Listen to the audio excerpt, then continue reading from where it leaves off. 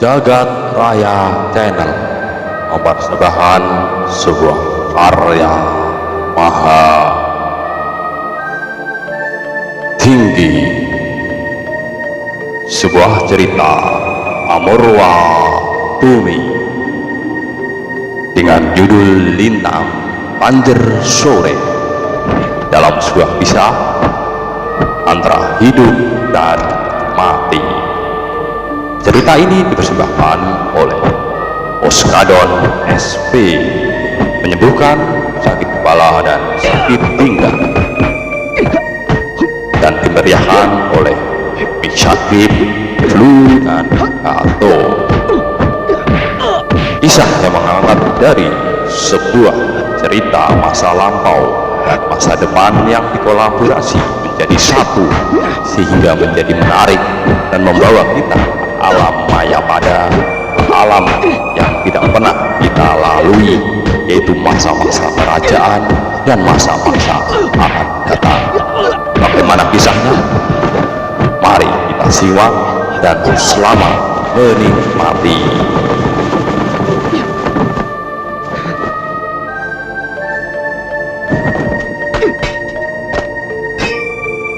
Panji Ragamurti memeluk tubuh anak gadisnya dengan segenap penyesalan.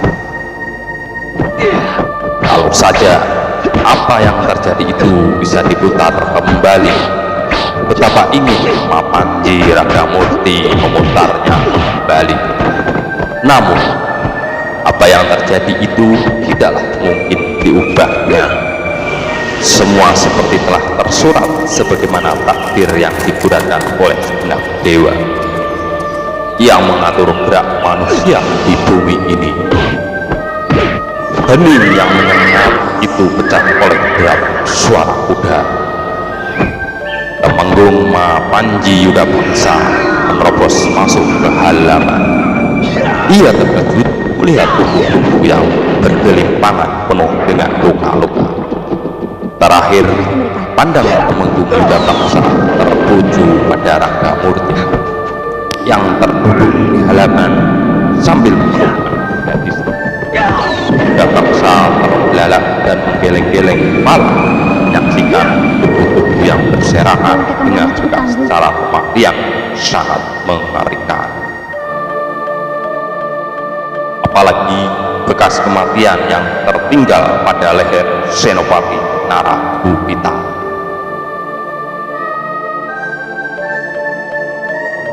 Ragamurti menoleh, tatapan matanya begitu sangat kosong. Apa yang kau lakukan, Ragamurti? Tanya Pak Panji Yudabangsa yang tak bisa menutupi rasa heran. Ragamurti tidaklah menjawab. Lelaki yang remuk redam hati maupun perasaannya itu bangkit mengangkat tubuh anak gadisnya dan membawanya di emperan. Ditaruhnya anaknya di dalam sebuah gala. Retno Muningar yang siuman diletakkan di atas balai-balai bambu. Ragamurti kemudian berbalik lagi dan memungut cambuknya yang tergeletak di tanah. Tolong aku, kata Ragamurti dengan suara yang lirih. Tidak ada nada permusuhan pada kata-katanya. Panji Yudabangsa menatap heran. Panji Yudabangsa merasa menghadapi keadaan yang aneh. Tolong, bagaimana maksudmu? Tanya Panji Yudabangsa.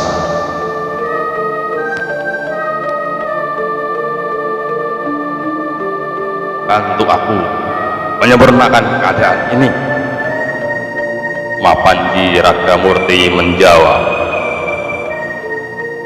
Jawaban itu membuat Panji Yudabangsa menjadi penasaran. Menyempurnakan apa yang dimaksud? Panji Yudabangsa tidak dengan segera memahaminya. Kenapa kau lakukan semua ini? Benar seperti yang dikatakan tuanku Baginda, Kau tengah mabuk kecubung atau menelan lerak hingga berubah menjadi orang yang kehilangan akal warasmu? Mapanji Ragamurti tertawa. Jadi Kertajaya mengatakan aku menelan lerak? Ragamurti pun bertanya. Ragamurti bertertawa berkepanjangan.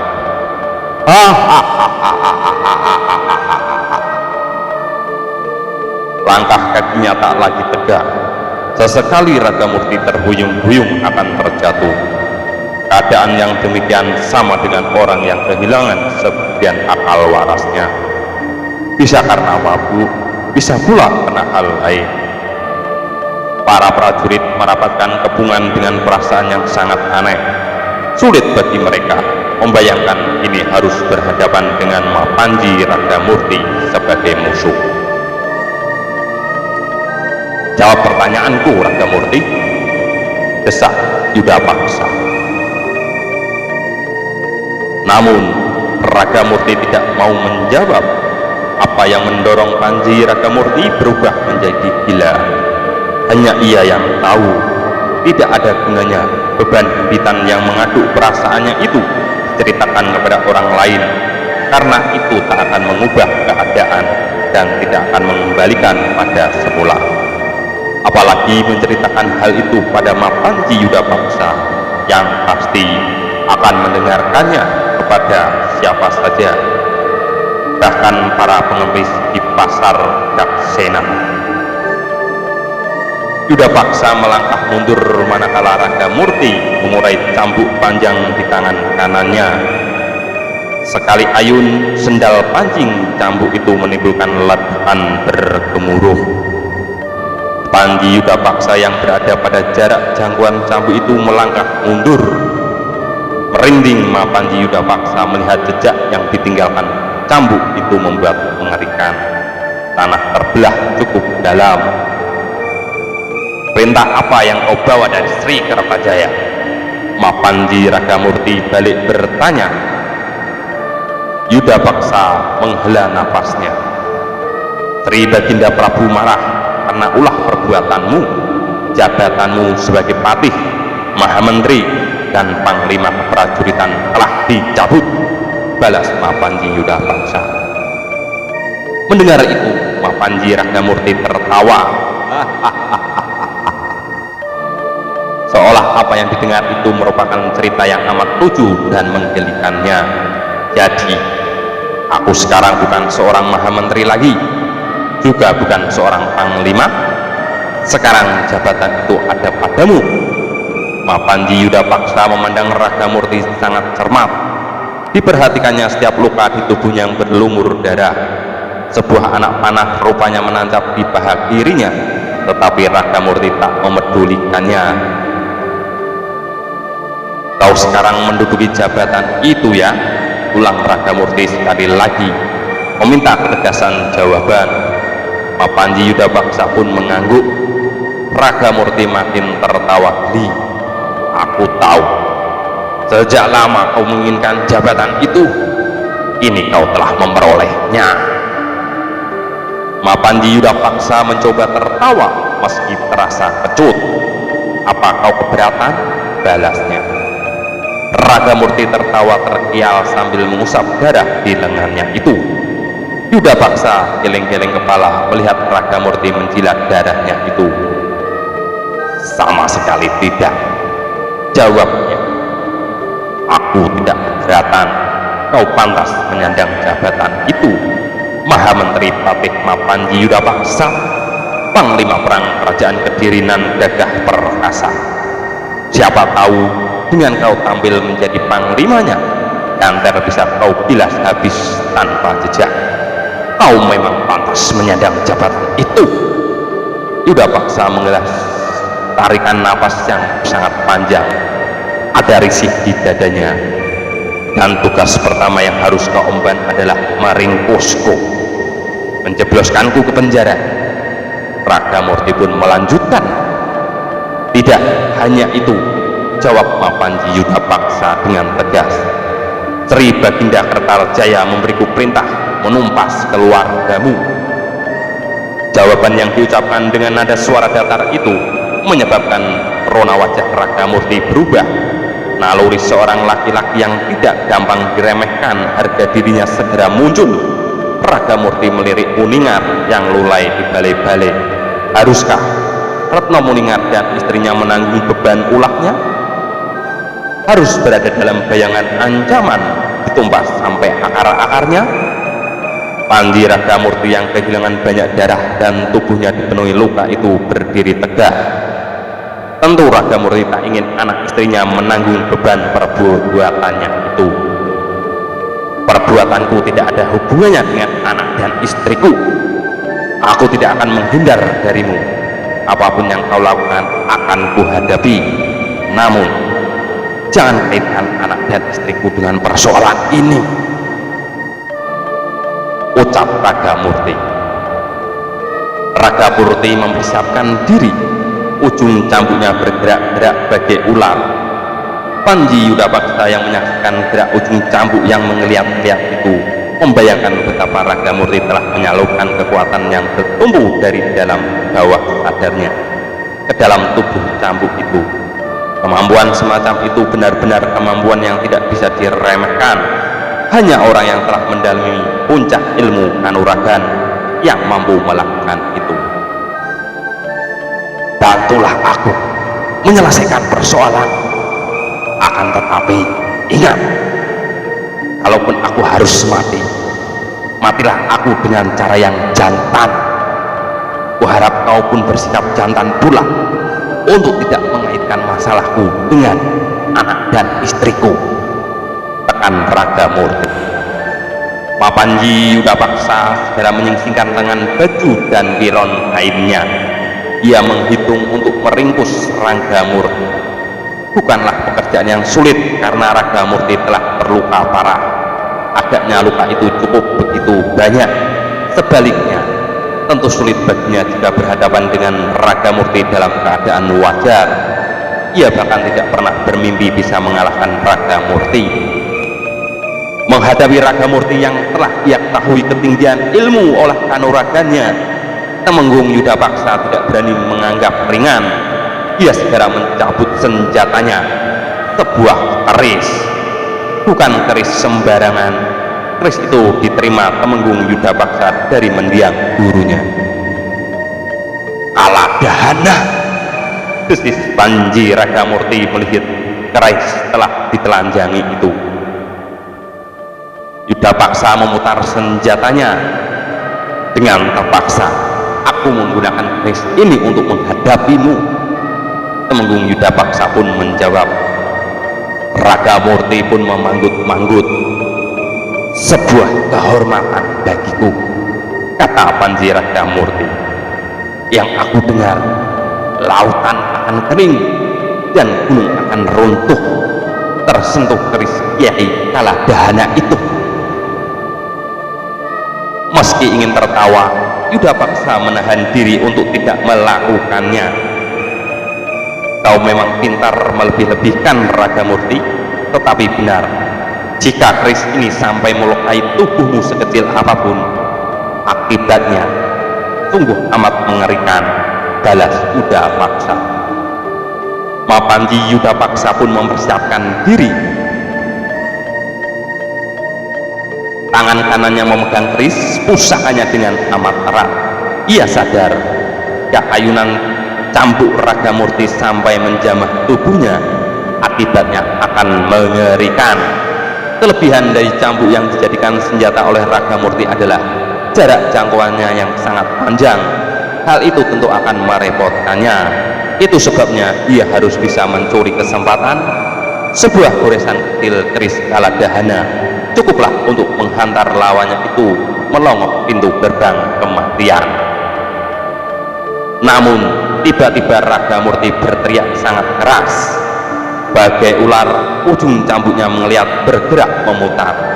Sebuah sentakan sendal pancing mengayun deras cepat mengarah ke wajah Yudapaksa. Yudapaksa yang terkejut terpaksa mengumpat kasar.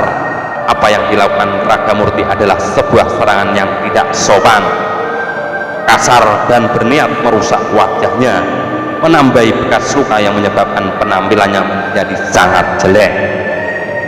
Mapanji Yudapaksa bergerak menghindar dan mengeliat dan melenting ke kanan.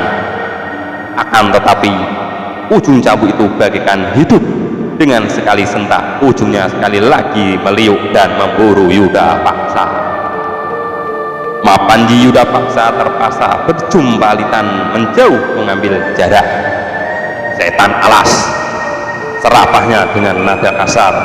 Ragamurti pun tertawa.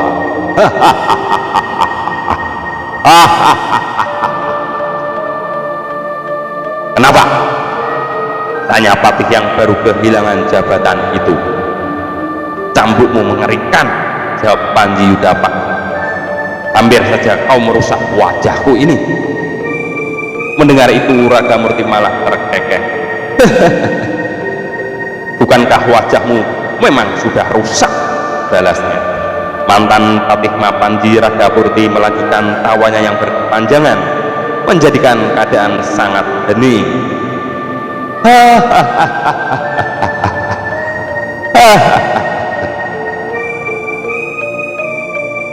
Temenggung Mapanji Yudapaksa berdesir, bukan karena suara tertawa yang dilontarkan oleh Temenggung Ragamurti, tetapi menyaksikan betapa ujung cambuk itu benar-benar mengeliat, meliuk-liuk seperti kepala seekor ular.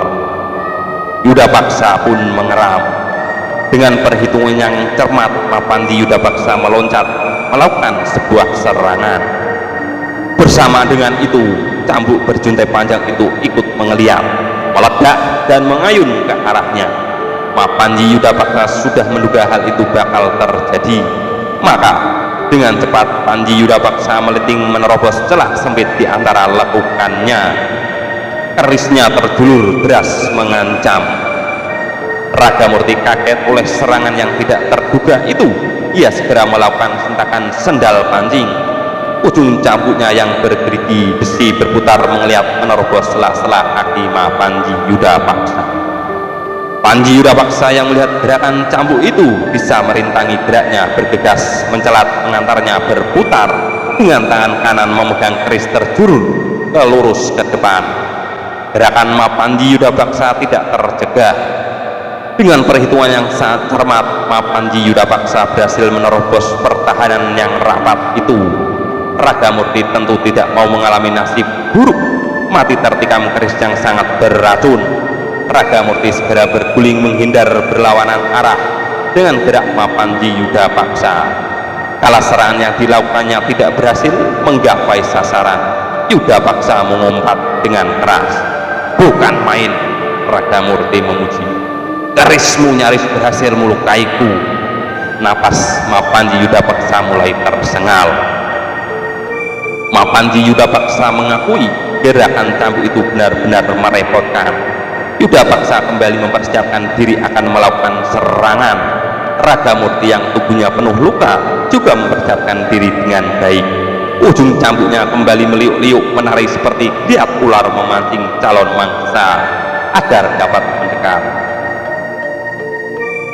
Maka segera terjadilah pertarungan yang amat sengit antara dua temenggung yang diam-diam selalu bersaing itu. Mapanji Ragamurti atau narasnya itu mencari celah kematian bertarung seperti harimau. Sebaliknya, Mapanji Yudapaksa mendapat kedudukan tinggi sebagai Mahamentri dan bahkan Panglima Keprajuritan yang baru, berusaha berbuat sebaik-baiknya sebagai imbangan kepercayaan yang diberikan oleh Sri Kertajaya. Tandang berayangnya juga seperti harimau. Pertarungan yang berlangsung itu benar-benar seru. Tak berlama kemudian terdengar derap beberapa ekor kuda dengan riuhnya. Puluhan prajurit berdatangan dengan senjata telah ditelanjangi berloncatan mengurung istana kepatihan. Mapanji Yudapaksa segera berloncat mengambil jarak. Ragamurti tertawa. Kau Mahamentri yang baru Yudapaksa, Ragamurti berkata. Kau pun pimpinan prajurit yang baru, Panglima perang Kediri yang baru, dengan kekuasaan yang tinggi itu, kau tak perlu repot-repot menghadapi cambukku ini. Jika nasibmu sedang sial, bisa jadi juntai pecut ini akan meledak tepat di wajahmu dan meninggalkan luka yang tak bakal hilang sampai kapanpun. Perintahkan saja kepada mereka untuk merajam Ragamurti ini. Ragamurti tak akan melarikan diri. Mapanji Yudapaksa mengangkat tangannya, isyarat semua prajurit yang datang untuk tidak ikut campur pada pertarungan yang terjadi. Yang terjadi ini adalah perang tanding, teriak Yudapaksa lantang. Janda, jangan pernah ada yang ikut campur. Mendengar perintah itu, segenap prajurit yang telah siap merentangkan busur dan melepas anak panah bergegas dan sikap menaruhkan gendewanya. Tanpa aba-aba, para prajurit melakukan kepungan sekaligus membuat arena perang tanding yang akan digunakan Temenggung Mapanji Yudapaksa dan Temenggung Mapanji Ragamurti mengadu ketinggian ilmu kanuragan. Mapanji Ragamurti merasa bahwa ia tidak mungkin keluar dari lingkaran kepungan itu hidup-hidup. Namun, ia benar-benar telah menyiapkan diri menghadapi kemungkinan itu. Jika ada yang dicemaskannya, itu hanyalah nasib anak dan istrinya. Ragamurti berharap Yudapaksa nantinya akan bertindak bijak dengan mengaitkan istri dan anaknya dalam persoalan yang terjadi. Sejenak Ragamurti menyempatkan melirik ke arah balai-balai di mana Retno Muningar yang pisan dibaringkan. Mapanji Ragamurti merasa dadanya berdesir.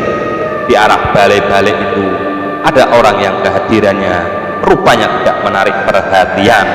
Orang itu mengangkat tubuh Retno Muningar ke dalam wisma. Walau matanya agak berkunang-kunang, Mapanji Ragamurti masih bisa mengenali siapa orang itu.